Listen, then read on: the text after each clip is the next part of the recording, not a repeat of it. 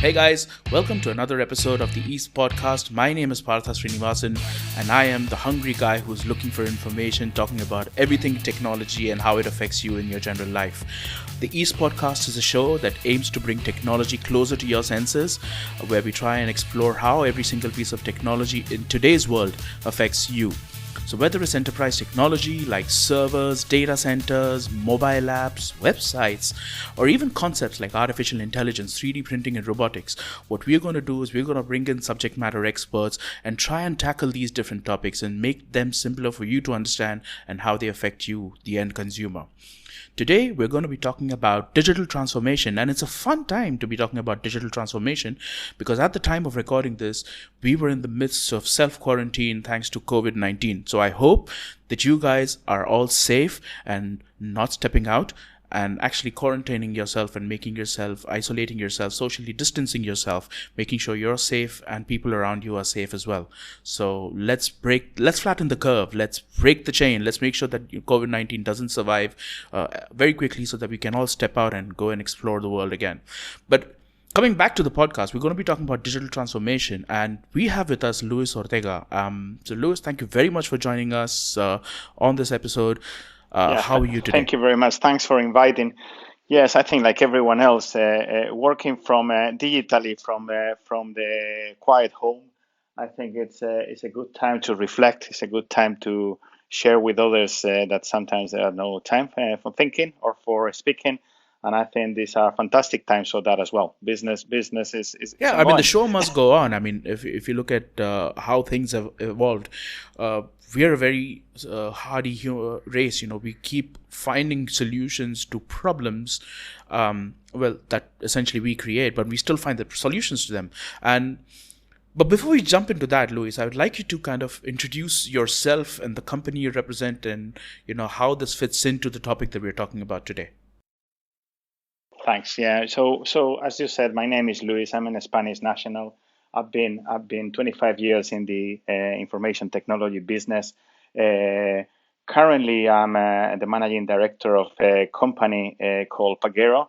Pagero is a Swedish-based company that operates globally in more than 120 countries. And we basically are a digital platform that provides digitalization for the order-to-cash and procure-to-pay processes.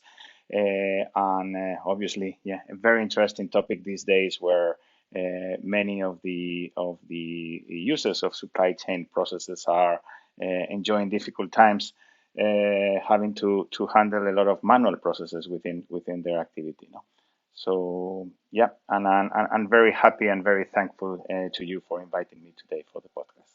Absolutely. I mean, so if you could kind of break down the concept of what digital transformation actually means, because every business, every industry, every vertical has a different approach or a different version of what digital transformation means to them. So when it comes to you and your company and your approach, what is digital transformation and how does it kind of play into everyday business?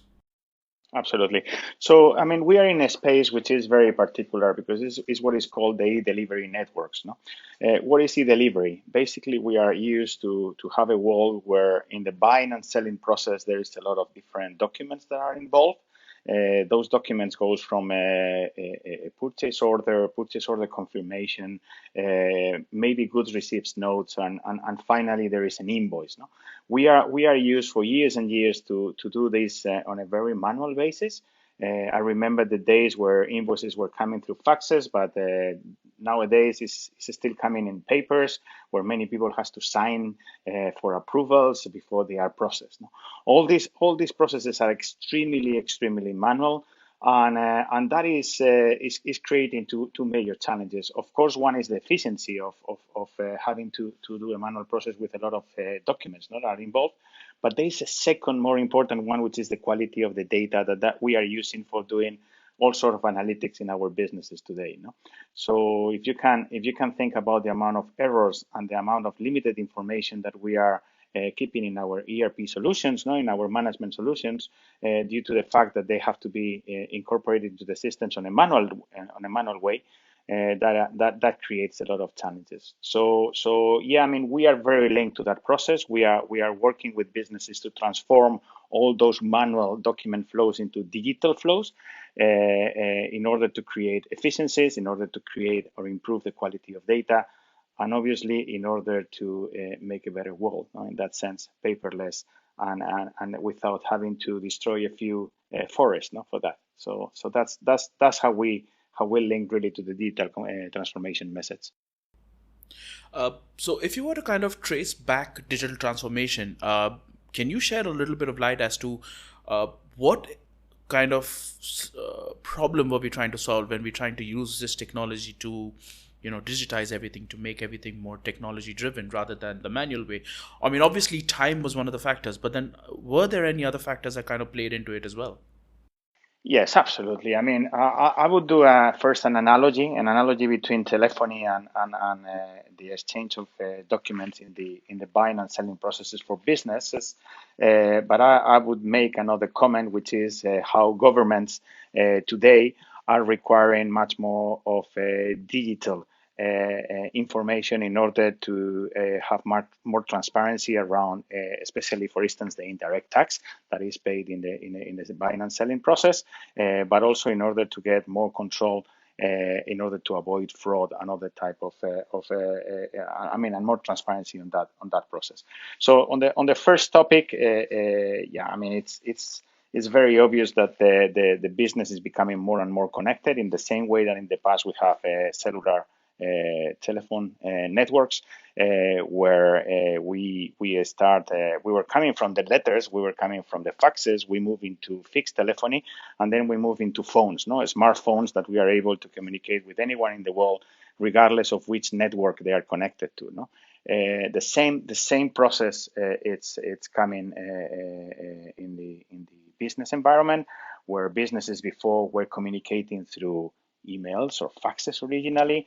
Then they move into electronic digital interchange of data. So basically EDI connections, which are point-to-point type of connections. And companies like ourselves, Pagero, what we are doing is building global networks where there are many-to-many type of connectivity, where any business can connect to any business partner in the world in order to exchange digitally all these buying and selling documents. So I think that aspect is really important.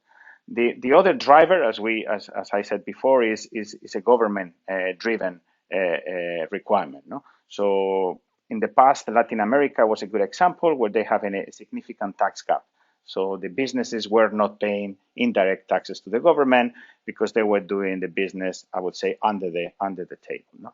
So what they did, they forced every business to report the invoices that they were generating electronically to the government, in order to make sure that they could control all the taxes that were involved in the process. So that is now being extended globally, and you see that in the Nordics, in the whole of Europe now, Singapore, Australia, New Zealand, and very, very recently in India.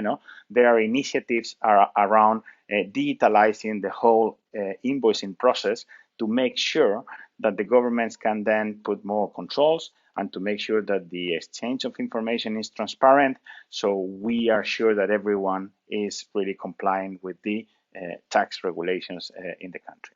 So that probably answers your question. It does. So we're actually building to a time when businesses are more transparent to the governments. But then this also affects and helps consumerism, or the consumers, also in a big way. So can you probably shed a little light on that as well? Yeah, I think when we talk about exchange of in businesses, we are talking about business to business, business to government, but we talk as well about business to consumers.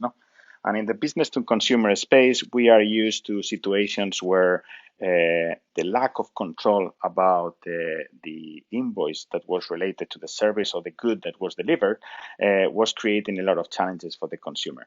First of all, the company that was delivering the service or the good was not taking any responsibility on any guarantees to the delivery. and secondly, they were not even paying the corresponding indirect tax for that specific delivery. No? So the fact that governments are jumping into that situation is gonna create two things. First of all, that the tax authorities are gonna be able to collect the money that they deserve, and that is gonna basically turn into more or the ability of the governments to spend and invest more into the citizens. But or the other aspect is that the consumers are going to receive in a more transparent way the services or goods that they are buying, and they will make sure that they will have their rights protected from the consumer perspective. No? So I think that those are the two major aspects. So there's a very clear drip down effect of transparency that customers or that companies pick up, and that drips down to the consumers, and they're able to feel a little more confident of dealing with the companies. Is that where you're going to come from? Yeah, absolutely. I mean, obviously there is always the challenge of adoption, no? And I can tell you, we operate with many businesses that are the challenge that they have is that some of their consumers. Let's think about the guy that is fixing your or repairing any. Let's think any equipment in your house. No, the guy will come and he will do the repair, and if he can avoid issuing an invoice for that service, for the consumer it's a bit cheaper because he will not pay the GST or the VAT depending on the country you are. For the company or for the guy that is delivering the service, he will not be paying the taxes. Well, this is creating a lot of challenges. I mean, one challenge, of course, is that there is a fraud. There is a fraud going on. There is a tax gap there that is going to be generated on the tax authority, and then the governments are going to be able to spend less on us. No? But there is another important element there. It might be cheaper today, but the fact that I don't have an invoice from that service provider is going to completely annihilate the right that I have to claim back for the service that has been provided, to have a warranty for the service or good that I have acquired, and that creates a challenge for the consumers. No? So that's I think it's in a very plain words, no, where the situations are right now, and I think it's responsibility of the consumers as well to make sure that we ask for our right, which is our right to receive a proper invoice for the service that is received. No? And the fact that today all this process is extremely manual. When the world is moving completely digital, everyone is carrying a mobile phone on their pocket. Is where we want to facilitate that process, no? Facilitating the process of generating and receiving all those documents, no, like the invoice or the purchase order, no, will facilitate as well the adoption of this type of technologies, no? So, actually, I want to take you back a little bit. I mean, you were talking about the Indian market that's now jumping into being digitalized in a big way. And I've actually experienced that myself firsthand. So, there is a definite big jump in the use of digital services in the terms of using mobile phones, whether it's on a consumer or in a B2B sort of space, because the adoption is very high here. But there are challenges that are associated with trying to build this into your ecosystem. So can you highlight a little bit of what are the challenges that a company would face if they were trying to move from their legacy system to something that is more digitally transformative for them? Yeah, absolutely. I mean, I think from an enterprise perspective, I mean, we are used to see that they have an ability and a capacity to invest, which is higher than to a small and medium enterprises. No, so governments across the world, but specifically in India, what they are working on is to define a process where businesses can connect to the infrastructure that is built by the tax authority, but also that they will be promoting a standardization of the way that the digital documents are exchanged between business and businesses and business governments, business and consumers. No? So what challenges the businesses find? I mean, the first thing is, as I said, I mean, a change in regulation, a regulation that is not clear, it's always a problem. And I think that is what India is tackling now. And one of the reasons they have delayed the adoption of electronic invoice from April to October is to make sure that they have the right regulation that is going to be stable, so the businesses will not need to be adapting continuously to those changes. The second challenge is that every business operates with a different technology. And if we look at the ERP space, we will have businesses operating with SAP ERP, or the ones with Oracle, or the ones with IFS, Microsoft, whatever. All these systems talk different languages. It's like if they are completely from different languages. So what we need is tools that can bridge that gap, no? And that's what we do as well, no? We in our network we convert any format into any other format, so we are sure that the buyers and the sellers can communicate regardless of what is the technology that they use, and that is a way in which we can facilitate the adoption of the digitalization by bridging the gap of the connectivity between businesses as well. Okay. So obviously there again, I want to come back to the challenges piece. So I mean, apart from the fact that they're moving from a legacy system, there's also obviously the problem of continuity. So do regulations currently state that businesses need to have a digitization of all the older businesses as well, or is it just that businesses coming up are what they need to kind of digitize? And how many businesses actually invest time in going backwards and saying that we will digitize everything? Okay, so in the space that we work, which is basically, as I said, on the order to cash and procure to pay, what the government has done is to establish a regulation that is going to be creating an adoption path, no, for businesses depending on the size of the business, no. So initially, there is a mandate for companies that are that has a turnover above the 100 crores. So those businesses will need to be fully digital on the electronic invoice process by the Q4 of this year, no? So so the adoption, it's something that is really important. In bigger enterprise, as I said, is easier because they have legacy systems, but those legacy systems can be upgraded. Those legacy systems have already digital outputs that can be converted into the standards that are being defined for this type of transactions, no? I think the challenge really is going to be on the small and medium enterprises.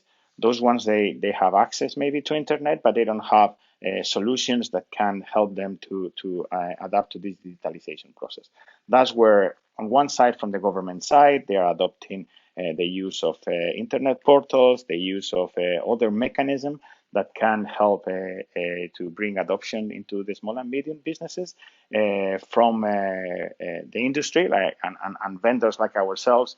What we are doing is exactly the same. Is apart from creating a full digital flows, we are creating processes in which we can help businesses to go from the manual to digital process using data capturing tools, or making sure that they can connect to portals where they can type in the information, and they make sure that from that moment all the information is communicated in a digital way, no? And I think that is the main challenge for the adoption of digitalization in our space is the challenge basically of small and medium enterprises in most of the countries where we are operating in this type of solutions. In terms of a typical installation, I mean, if you were to take a small or medium enterprise, I'm assuming that there's not a lot of legacy data that they need to set up with or work with. So probably the transformation process would be quicker, or am I assuming that wrong? Yeah, I mean, you're absolutely correct. I mean, we have a small and medium enterprises that in the platform that we operate, they just need to log in, and then in the same way that they operate with LinkedIn or any of the social media tools, no, that they use as a consumer, they can connect to more than 5 million businesses that are already in the platform, no. So it's a process that can take only minutes, no. When the process is a bit more, I would say, complex, but complex is maybe a question of a week. Is when they have already ERP solutions or other type of billing solutions where we need to integrate. But our platform is ready to interoperate with hundreds of different ERPs and billing solutions. So normally you will not have a solution which is different enough that we will need to do something very specific. No? But I think that to facilitate that process, to make sure that the setup, both from the time perspective and from the cost perspective, is really low, is one of the key characteristics of what Pagero offers as Pagero Network. And is one of the key elements which is required in order to make sure that there is adoption of this type of technologies. All right. So there's another aspect of this entire digital transformation that is very crucial, and that's the human element. So until now, a lot of these processes were very human driven, very human centric. Pick up papers, go do this, and obviously digitization leads to automation. Now, in my previous podcast, in one of my previous podcasts, we spoke about how automation is actually affecting jobs. It's also leading to newer jobs that are coming out. So, what is your approach to this entire problem solution situation right now? Yeah, I think you mentioned the key of it. I mean, what we are doing is freeing resources that are right now used for lower value added tasks, like is handling documents, for instance, to creating new jobs, which is, for instance, related to data analytics. We can feed with real time very, very high quality data, artificial intelligence tools that can be then used to generate new procurement approach, to identify fraud in the procurement process, that can help us as well to identify where we should be buying better. We can do real-time spend analysis. So many things that can generate all the type of activities. So we can use our resources that are today doing lower added value activities. We can move them and dedicate their time to do much more high value activities or in the organization. No? So yeah, I think that is the challenge for all the digital transformation that is going on across the globe. We talk about Industry 4.0, we talk about robotics, we talk about all these things that are affecting right now the way that business operates. But I think we need to look at this as an opportunity where we are going to migrate the current workforce into a workforce that is going to be doing other type of activities that are more added value. And obviously, what is the main challenge in that process is to make sure that we create the proper training and educational paths, no? So the people can adapt to this new situation in a seamless way, no? Another thing that I want to kind of address is not only from the fact that you are doing a digital transformation or enforcing a digital transformation because the government probably said so, but also the security aspect of things, and how important is that in the entire process of building a more digitally sound company? Yeah, I guess that everyone has a lot of, I would say, understanding about what security means. But when you ask about security to different people, you will get a different answer. Okay, I think the fact that there's a lot of data flowing through different networks and the fact that this information becomes more and more accessible to many people, it's a major challenge in all the digitalization process. That's where I can see that companies, individuals as well, are struggling many times to be able to create the right mechanism in order to protect that information. No? That's where I think a lot of the cloud technology comes into play, because you get a larger operators with way more capacity, way more expertise as well, and scalability that can bring a lot of security tools, security processes, and procedures in order to make sure that your data is more protected. So I would be always a big promoter of the cloud computing and cloud processing. I believe that the fact that you have organizations that are fully dedicated just to provide that service in a secure manner will always be more secure than the security you can bring to your data or to your solutions and in a very small scale at the scale of a consumer or at the scale of a small and medium businesses. No. My final question would be accessibility, to solutions. Like you mentioned earlier, that small and medium enterprises will probably face a solution because there aren't enough solutions out there that probably support them. So, what is your approach to this? And then probably as an addendum to that, as something that you can add on, is what are things that they need to look forward to, or what is the checklist they need to build when they're trying to pick the right service to serve their digital transformation needs? Yeah, I think from the perspective of Pagero as an organization, one of our vision is that we want to facilitate the buying and selling process for everyone. That means that we are very democratic on our approach. So we want to make sure that the big enterprises, but also the grocery in the corner of the street, have access to this type of technology. And this is the way we have built the platform. This is the way that we have built the services around the platform as well. So what we provide, as we said before, is a different mechanism that goes from having just a virtual printer connected to a computer, having mobile applications where everyone that uses smartphone can access to, everyone that has an access to internet can access a portal where they can do a lot of operations that brings them into the digital flow as well of this type of documents. So as I said, democratizing the way that the access to the platform is done helps those small and medium enterprises, helps the grocery or the bakery in the corner of the street, but at the same time we make sure that we help as well the big enterprises that are handling the major volumes of transactions. So I think that's the way that we do it. From businesses looking at digitalizing the processes on the buying and selling processes, I would always tell them the same. Look for something that is scalable. So make sure that you can grow and that your supplier can grow with you. Look at something that is OPEX based, that you are whenever you have a transaction is going to have a cost that is way better than having a high capex, because normally this is not cash is not something that is easy accessible for everyone else. Look at something that helps you to reach globally. That will help your business as well from the local perspective and from the global perspective. And also make sure that you have a partner that can help you locally. But if you are a bigger enterprise and you operate in many countries, make sure that you have a supplier that can help you globally as well.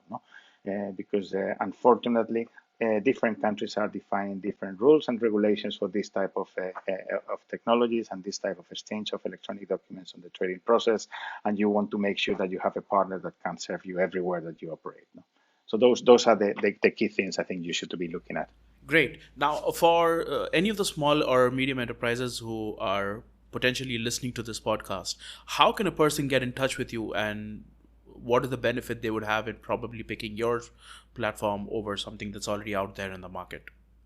Okay, so we are completely digitally reachable. So that's one thing. So if they connect to www.pagero.com, they will have access to all the information. Moreover, they will have access to a freemium license, so everyone can immediately start operating digitally through Pagero Online. And we offer a freemium license for a number of transactions per year in order to facilitate the adoption of this type of solutions. That's the first thing. In addition to that, we operate through many different offices globally. In India, we have an office in Mumbai, and we have a team of direct sales people. Anyone can find information and contact information about that in online as well. But as I said, we are a digital platform. We want to make sure that the people can just connect to the digital platform and from there activate their service, and off you go. Be ready to be digital, and that's our approach. Well, thank you very much for joining us, Luis. Really, it's been quite insightful having this conversation with you. Hopefully, our listeners have gotten some sort of clarity on how the digital transformation process affects them as a business or even as a consumer. But if they have any questions, they'll probably reach out to us on the East Podcast, and I'm happy to pass those questions along to you. But in the meantime, thank you very much once again, and I wish you a lot of safety and security during this very tough time, and I hope that everybody's digitally connected. So again, a pleasure having you on our podcast. Thank you. Thank you. That's all from this episode on the East Podcast. To stay in connection with us, we're on all the social media as the East Podcast. You can visit our website, which is eastpodcast.in. You can stream us on all the major podcasting platforms. So we're on Google Podcasts, Spotify, Apple Podcasts. Just look for the East Podcast, or you can look for the host name, which is Partha Srinivasan. More information is available on our website. Thank you very much for joining us for this episode, and I look forward to seeing you in the next one. Have a good day.